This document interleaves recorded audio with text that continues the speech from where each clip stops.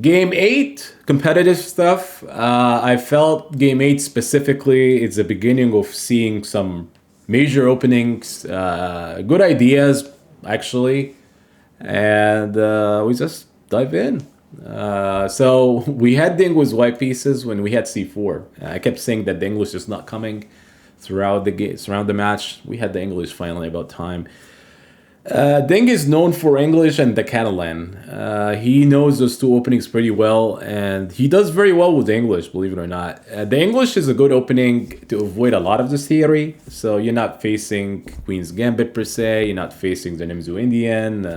You're not facing Queen's Indian. You're not playing even King's Indian. So it does like a lot of shortcuts. By the way, the English could transpose. I mean, potentially you could transpose maybe even to Queen's Gambit here if you want.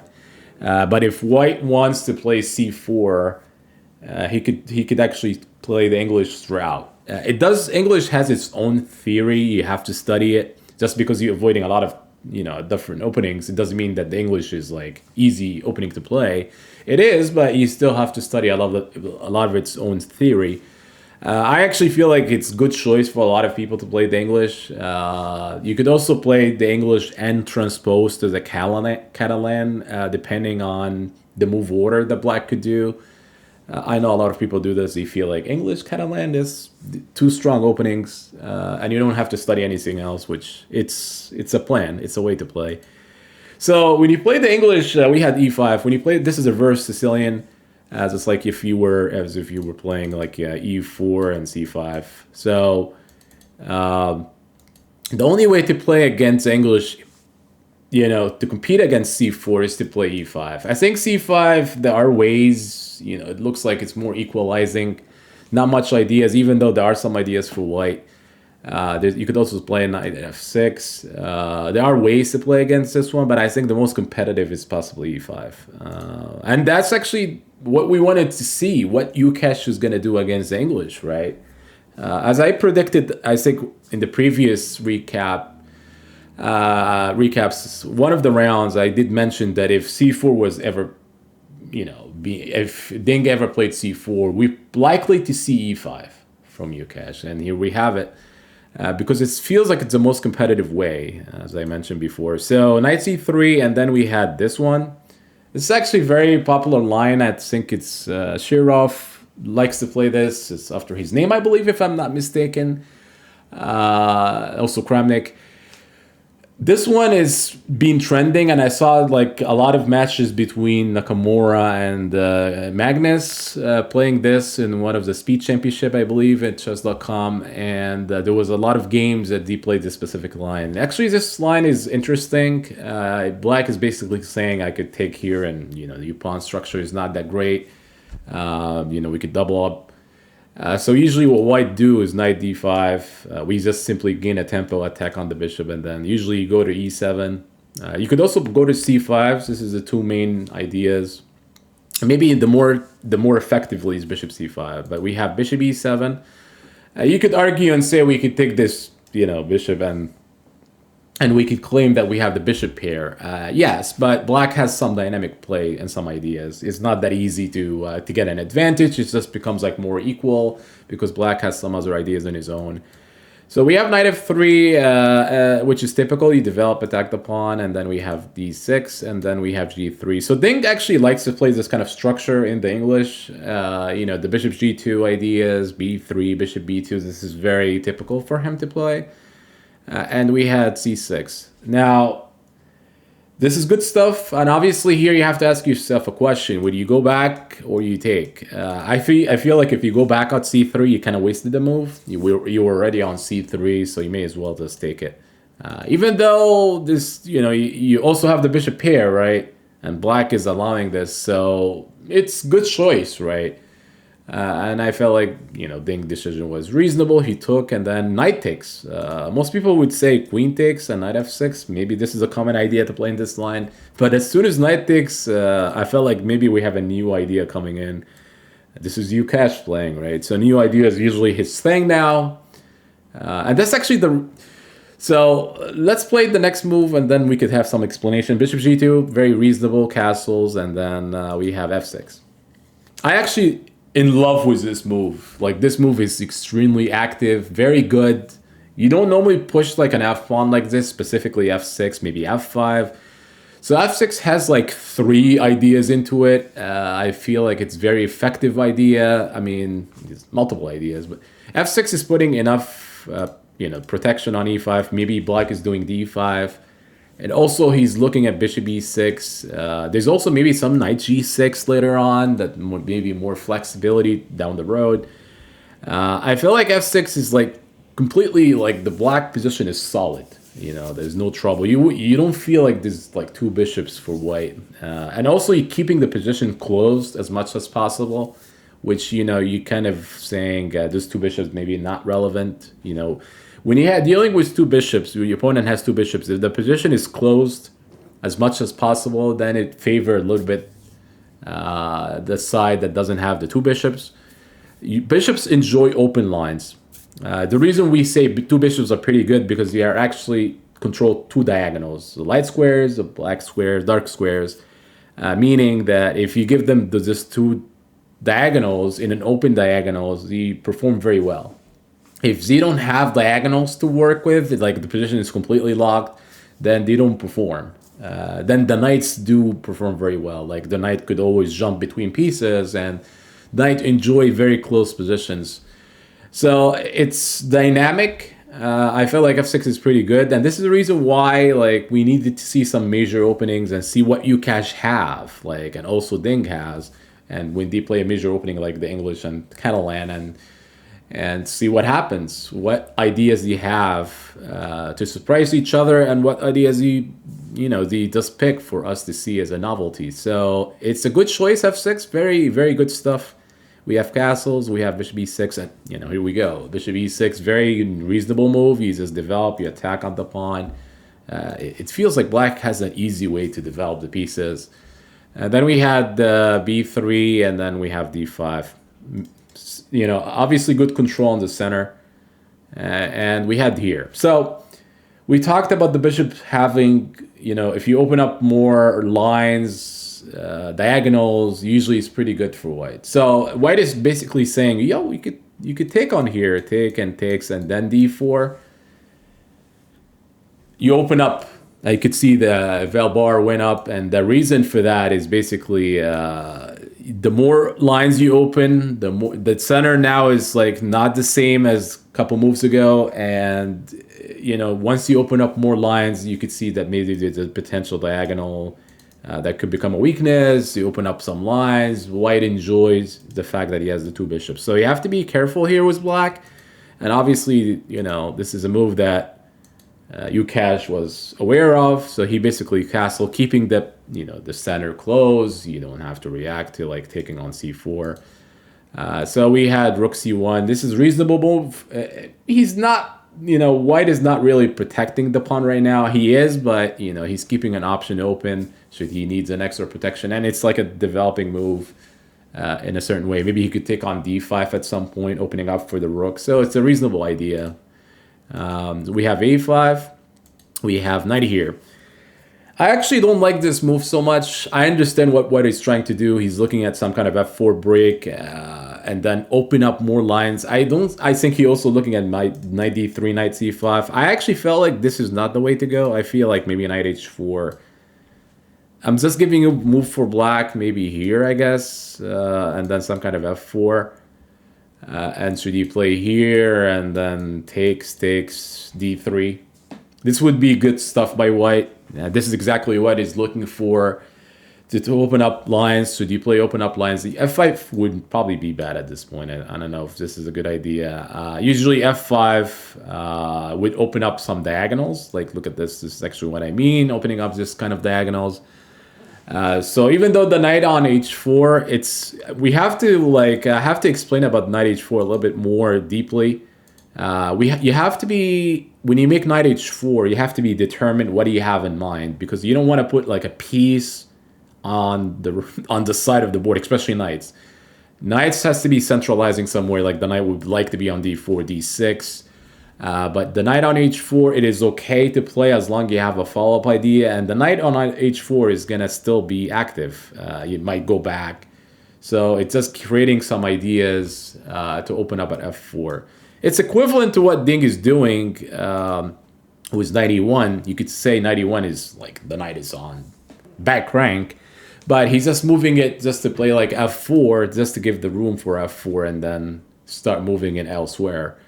I felt like knight h4 would have been interesting. That's the way to go, and instead of 91. So we had 91, rook e8, a reasonable move, just putting some additional protection on e7 should the queen moves. We have f4, as we expected, and then we have takes. And here is the tough part. Rook takes, pawn takes. I think pawn takes would give some weaknesses around the king, and there's a potential of like knight f5, and it could get a little bit crazy. So I think the best move is to take with the rook. Again, if you had knight h4 and f4, things would be a little bit easier, to play this kind of stuff. Maybe you could even take with the pawn in this kind of structure. But here, taking with the rook, and then we have take here, and then takes, and knight g6. Yeah, so this feels like, and then we had the next move, rook e4. Mysterious rook move, right? This position is unusual, like for two reasons. The rook doesn't really belong to e4. I mean, you could argue and say rook f2, but there are some weaknesses maybe with this. I mean, it's difficult to play d4 e4 in this setup. Black have more control on the center with the pieces. Maybe Ding is looking at knight c2, knight d4, some kind of trading on e8 maybe, and but the rook really doesn't belong in general in a situation like this, like in the center of the board, like move 16. By the way, you could argue and say, why can't I just play like we just kick this rook out? You have to be careful when you play this kind of move, because this allows like the bishop may go back to b2 and putting some pressure, like a long term. And that's what we talked about, like the two bishops enjoy like two diagonals. You could argue and say, well, we are just putting the rook, we're attacking the rook. We could just play rook e3 and then white is still fine. Then you could look at, knight d3, and then you may have some control over knight f4, and then maybe bishop b2, and then you are having some ideas against the king. So this is the reason why you have to be careful with pawn moves in situation like this. I believe Gukesh played knight a6. I was more in favor of this move, and instead of knight a6. I don't know why knight a6 is an idea here. Maybe he was looking at knight b4 in some lines. I felt like knight bd7 is more, towards the center. There's possible knight e5 jump. It doesn't have to be the knight g6 is moving to e5. Maybe even f5 and put the knight on f6. We talked about the long term, but maybe a blockade on knight f6 could be just fine for black. Knight a6, as much as it looks like it's equal, reasonable idea. Maybe he's looking at knight c7. But it felt like it's more towards the center makes a lot bit more sense, having the knight on b7. But we have knight a6, and then we have knight c2. So actually, Ding is not, he's not making the knight sitting on e1 for long term. And that's actually what I mean. If you were putting the knight on h4 or e1, you have to eventually move the knight to a better square. You don't want to be like having the same knight on e1 for the next 5 moves. That would be a bad piece. You're playing backwards chess and not forward chess. So obviously, knight c2 is reasonable, queen c7. And then we had knight d4. So look at this. The knight was sitting on e1 is all the way to d4. And it makes sense, I mean, you're trying to activate your pieces. And this is how positional chess really works in chess, is basically how you make your pieces a lot stronger to optimize the way they move. You started up with knight e1, but eventually the knight gets to d4, just to make your pieces more active. And then we had bishop here, and I felt we had d3. Actually, d3 is kind of solid move. However, I felt like e3, f2 is like a little bit weakening. So as much as, I mean, if you were to take here, for example, this bishop takes, and then this is actually what white wants. to have more, the bishop on g2 would, would have some activity now with more diagonals. I mean, you could see that, the bishop is lining up like this, the bishop is lining up like this, and then the bishop is lining up here. This is actually what Ding is looking for. So obviously, Black should not react to this, and he does, he shouldn't be taking that one. Even though it looks like it's a draw, but, there's enough play for Black. However, the next move does make sense. You put the knight on e5, and I felt here the best way to play for White is White did develop everything. He developed the bishops, the rooks, the knights. There's one piece that is not really developed, and it's a queen. And I felt like queen d2 is pretty strong.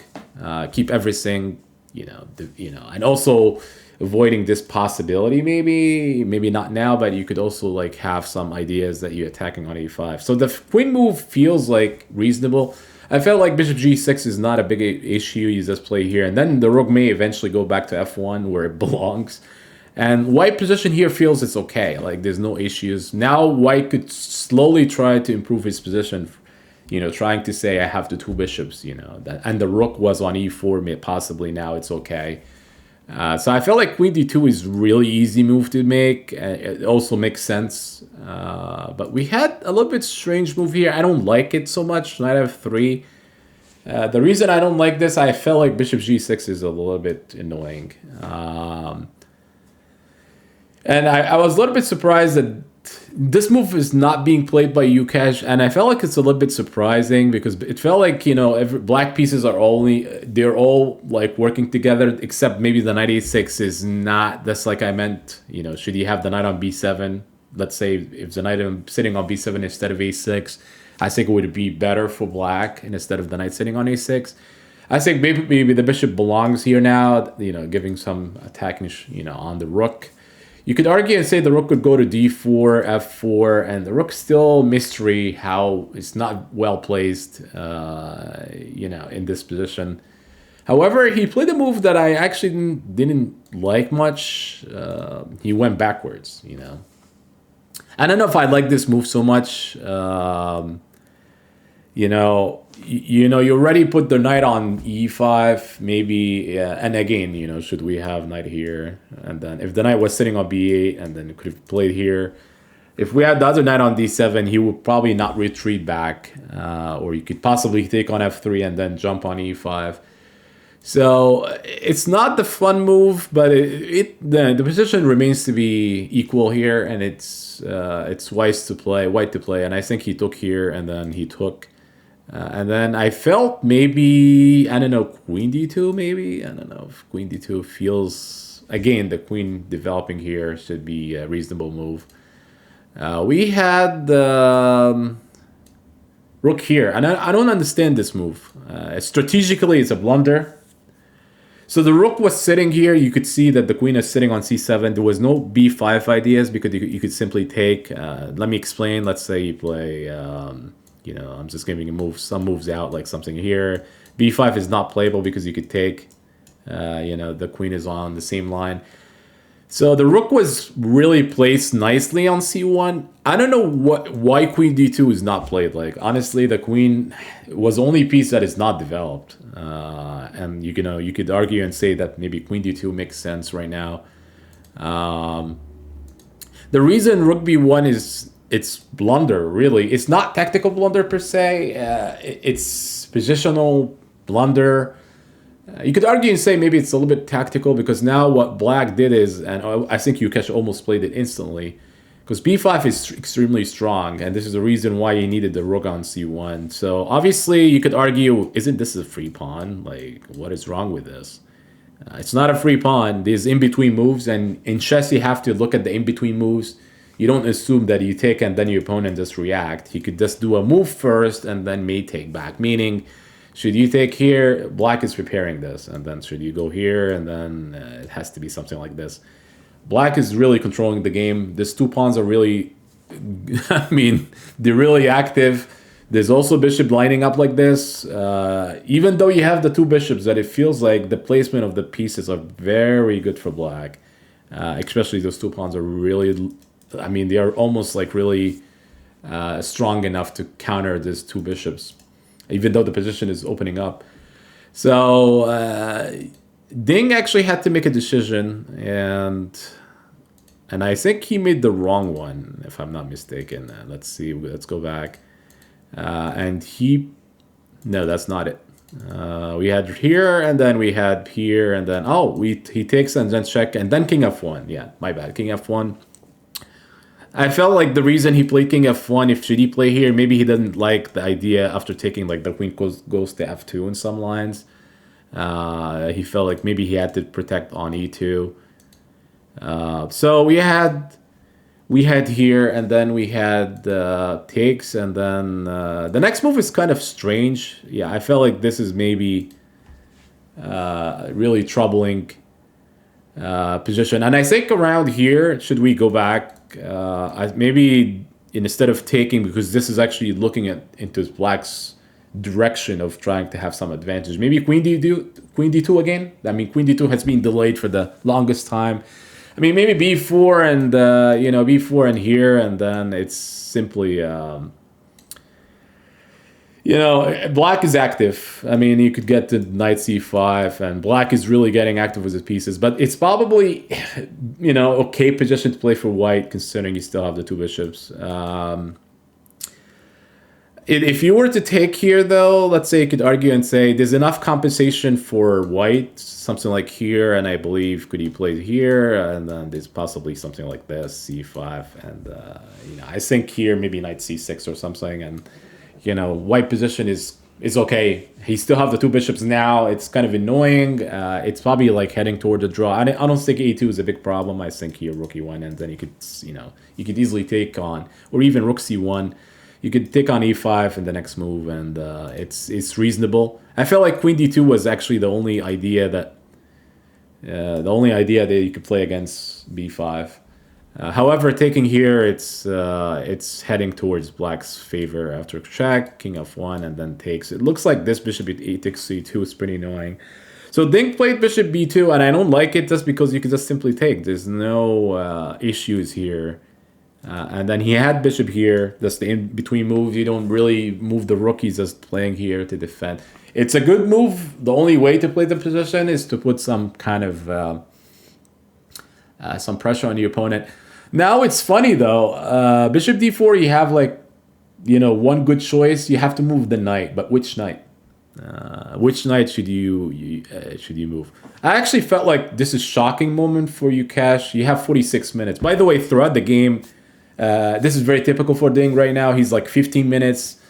Again, honestly, Ding at some point end up playing fast at some critical stage in the game. Like for example, when he played Rook B1, he just felt like he had to make quick moves. And then he makes a move that maybe strategically does not really it may favor his opponent. It's because of the time trouble. So time management is key. I felt like he still need to play fast in the opening, even if he's surprised by the openings, by the reply by Gukesh. You still have to maybe spend 10 minutes top. To try to get to move 30 is key. The problem now is it feels like Gukesh sometimes is trying to put some pressure on Ding by playing fast, so making him usually there's some ways where your opponent is thinking on your turn, but if you make quick moves, you may not allow him to do this, and then you kind of forcing him to sink.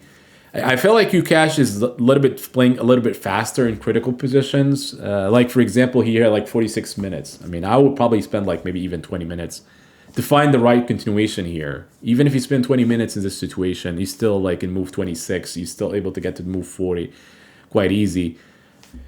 There's one knight moves that, maybe equalize the game, and there's one that seems to be winning. I actually felt like here is the best way because, the reason the other knight gets here, you could visualize a situation when you go here and then let's say Rook C1, you go here and then there's Bishop H3.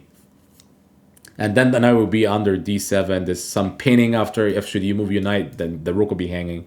So the best move is by far here. You don't necessarily have this. Bishop H3. I mean, Black could play here, maybe Rook C7 in some lines.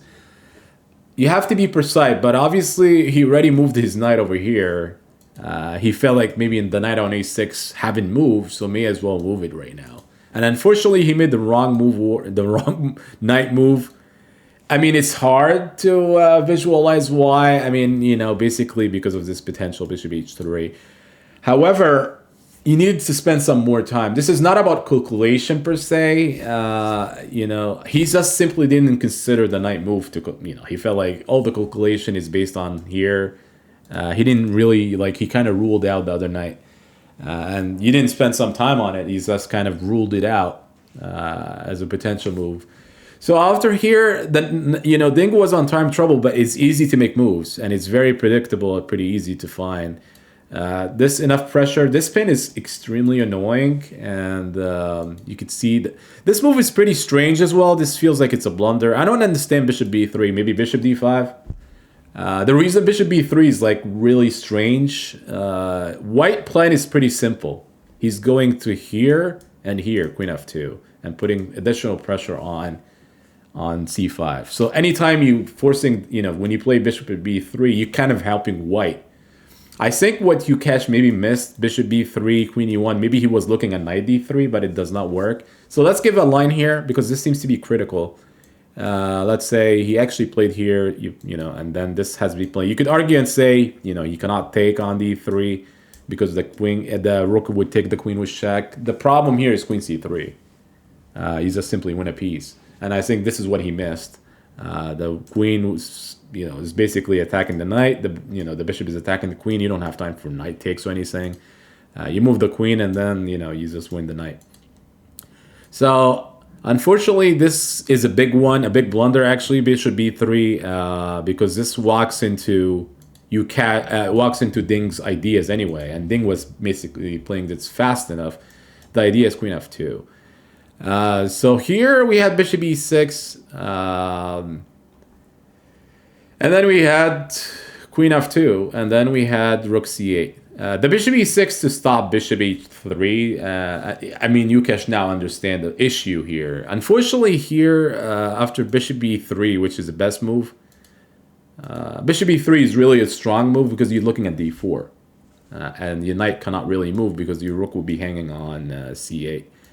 And rook c7, and here's the computer felt like this is high depth computers felt like this is losing, but you have to make the move. It's not easy to make the move because Ding is also on time trouble. He has 13 minutes in this situation, and maybe if he have 50 minutes, he could see the winning ideas. Again, time management is key. I mean, if he had 30 minutes here. If Ding had 30 minutes in this situation, he may find the winning plan. The reason I keep saying, time management is key. You want to play this position because it's a critical position in the game. Not this one alone, but there are previous moves that has been critical as well. You just needed more time. And if you really you play a little bit faster in the opening, even though you're surprised by your opponent's replies, it would basically give you more time in a situation like this. 13 minutes in this situation is not easy to find the winning move. Ding actually played knight d4, which is very reasonable. You're looking at, you're putting up some additional pin. You want to take on here, and then you win a piece because the bishop is hitting on the queen. However, the winning idea is here, and it's not easy to see. I believe it's d4. I think it's something to do with check. The knight is protecting the king. There's no ideas that you could do. So let's say he plays b4, is we have b4 here. Let's say he goes here. There's bishop here, and this actually losing because after making let's say a rook move or something, you have d4. And any knight moves just simply take with here, and it's just simply winning.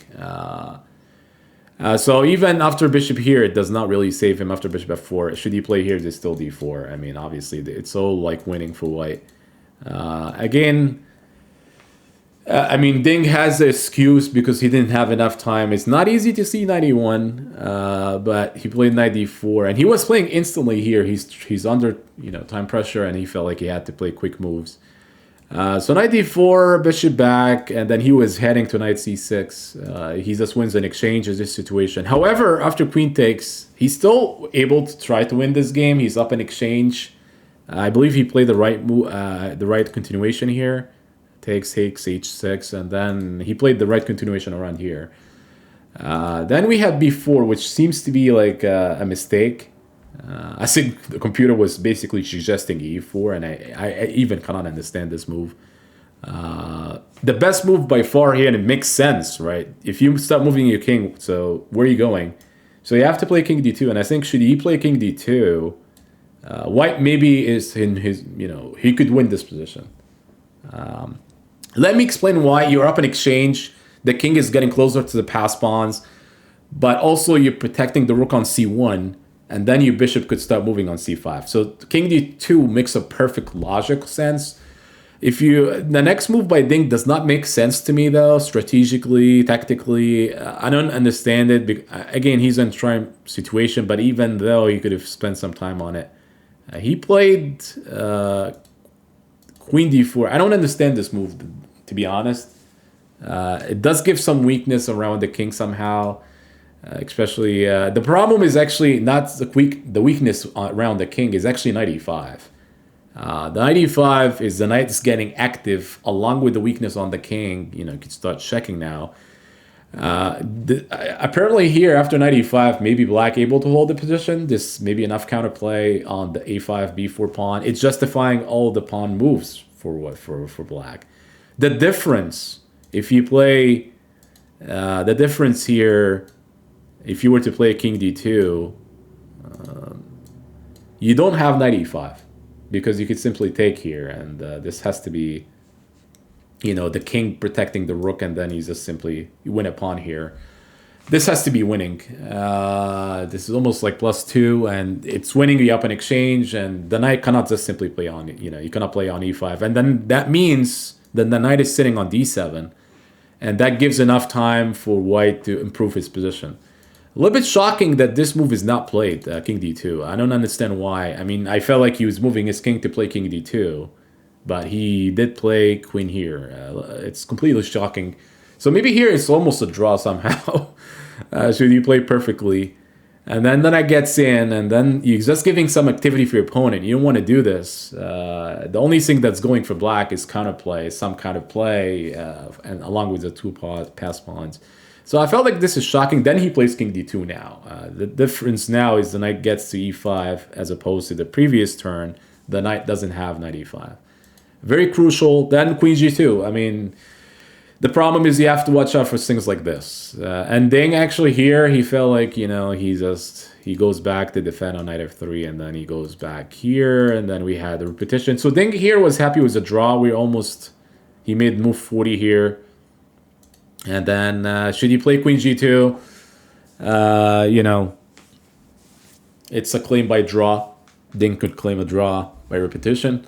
I think Maurice Ashley was going to the conference room, and they were preparing the conference because they felt like a draw here would be coming. To our surprise, black played on. I don't have an explanation for this move. I mean, he played queen e2. I don't have an explanation for this. I think Gukesh, he knew that white blunder technically. I mean, he saw that maybe Ding could have played king d2 and instead of queen d4, and he felt like maybe he could, continue playing because of the pass pawns. Maybe he have something going. The problem I'm having with this position, I mean, now Ding is like move 40, so he has more time, right? That's one. Two, you're down in exchange, and after queen e6, I think the best move by far here is actually not going through I mean, this is actually what Ding was trying to do. I think that's what he did. He went here, and then king here and takes. Apparently here, black has some activity, even though you take the pawn, and then b3 and rook here, and then he goes back to d5. And here it feels like the computer felt like there's like an easy way to draw because if the king is a bit weak on d2, something like here, and then queen here, knight f3, and then we had this potential here, maybe bishop g6 even weakening up d3. So around here, this is like a forced a draw because of b2, and then you go here, bishop e2. Apparently, it's a draw. You take knight c4.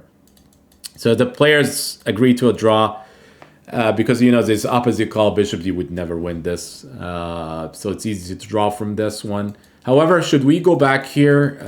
I felt around here, and instead of taking a5, you could possibly go queen d6, and you kind of avoiding.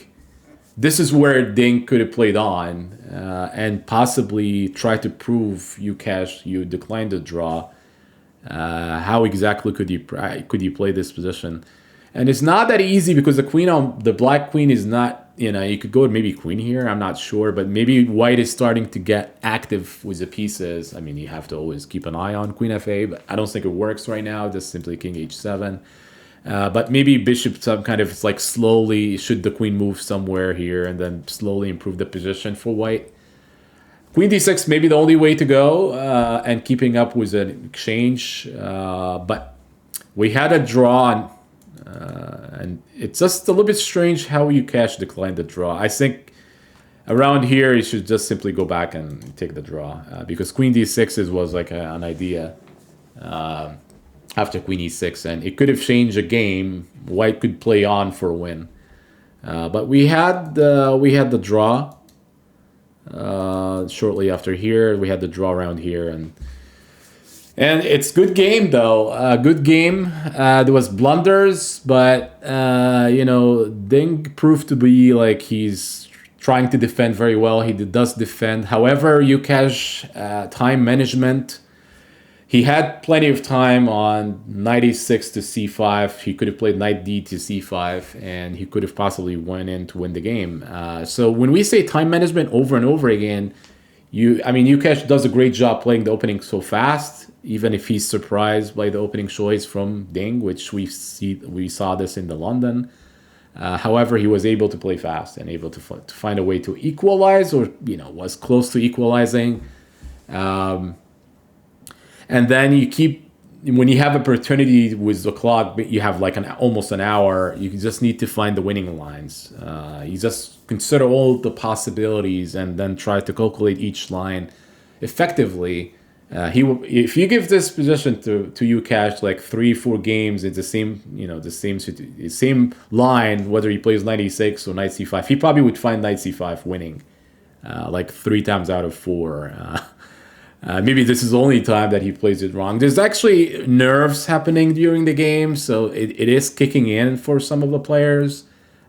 So they see that they have a better position, but they don't really able to find the entire move or the entire plan to win. It's still a good game. Nevertheless, very good stuff by Gukesh and also Ding. And stay tuned for Game 9 review, which should happen shortly. Thank you, folks. Take care.